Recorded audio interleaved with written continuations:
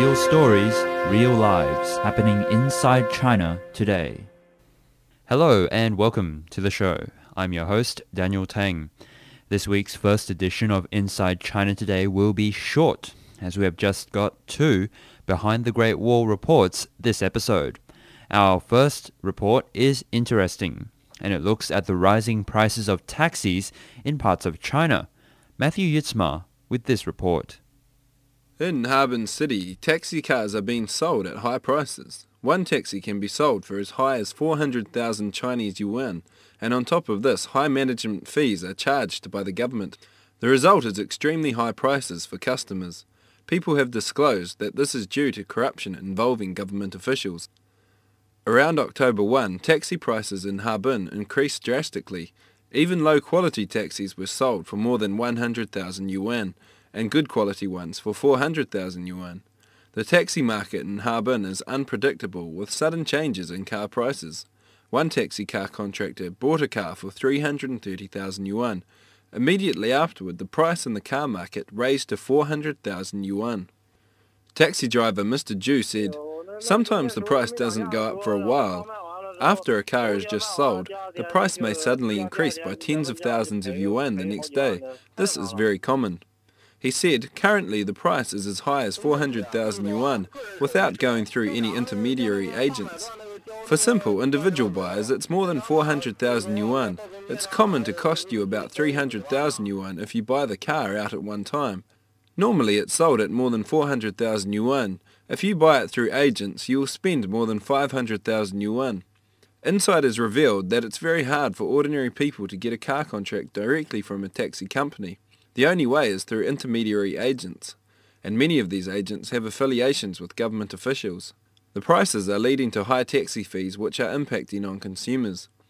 A citizen, Ms. Jung, said, "We shouldn't say the taxi drivers are wrong. It's the government and those management departments who are doing something unfair.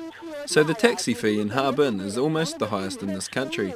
Comparing citizens' income with the taxi fee is the highest. Finally, isn't this all transferred to citizens?" There are approximately 12,000 taxis in Harbin. More than 1,000 are privately owned, with the majority owned and operated by taxi companies. Consumers are relating situations such as taxis competing with other taxis, overcharging passengers, and deliberately making detours, much of which can be attributed to the pressure of the high prices. Many taxi drivers have put themselves into debt so that they can get into the market. This is Matthew Yitzma for SOH Wellington. Our second and final story for this shorter edition of Inside China Today looks at how local authorities in Hubei have, well, essentially, taken land from farmers. If you're a regular listener of Inside China Today or have just got a decent grasp on land rights in China, you're probably aware that this is a very common problem. The lack of a decent body of property rights and regulations, and the amount of corruption and collusion between officials and property developers often means property owners don't have any forms of protection to rely upon. They're often offered a small amount of compensation for having their land acquired, and if they refuse, they're often forced out. The most famous case being the Chinese Communist Party appropriating land before the Beijing Olympics, where neighborhoods were demolished to construct the Beijing Olympic Village. Donna Ware with this report. On October 7th, Tianjin Township government extorted farmland from peasants without any official document or agreement and started construction on the extorted land. The villagers requested the officials to stop the construction. Police came and arrested 4 villagers. One of the villagers, Mr. Chen at Xiajin village, said, "No one even measured the land or provided any signed agreement. People here are unwilling to sell the land. No one has signed any agreement. They started construction here and extorted land from us. We cannot accept it and asked them to stop the construction. As a result, they came to arrest us. 4 people were arrested today." A few years ago, officials from Tianjin Township government extorted over 167 acres of land between Fushi Bridge and the Second Bridge, using the name Chongyang Economic Development District. In December last year, the officials again extorted over 33.3 acres of land and used the name the Jinghu Duck Farm. Another official extorted over 16.7 acres of land this year. Mr. Chen said, Last year, nearly 100 policemen came to arrest 10 people.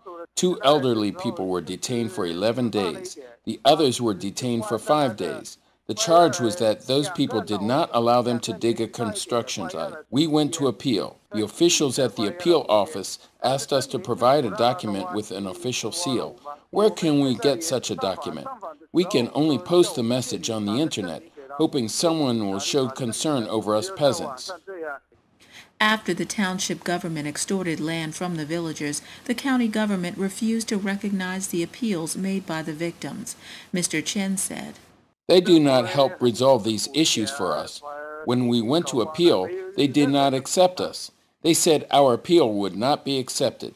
Mr. Chen has lost his land, and he is now relying on a very small piece of land to grow crops and vegetables to make a living. Mr. Chen said, Needless to say, we are experiencing a lot of hardship.